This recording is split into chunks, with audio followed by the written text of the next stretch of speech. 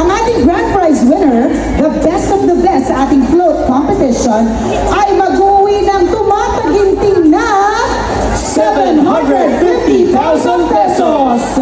Cash. Ito na. Ayan. Ma'am Lisa. Ayan, iniipon na po ang resulta.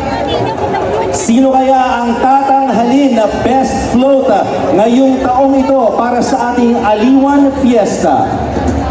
The 2024 Aliwan Fiesta Best Float ay walang iba kundi ang float number... Sino? Hindi namin marinig. Sino?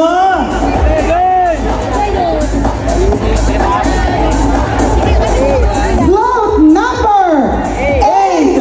Ginagit from Cotabato City, Maguindanao del Norte!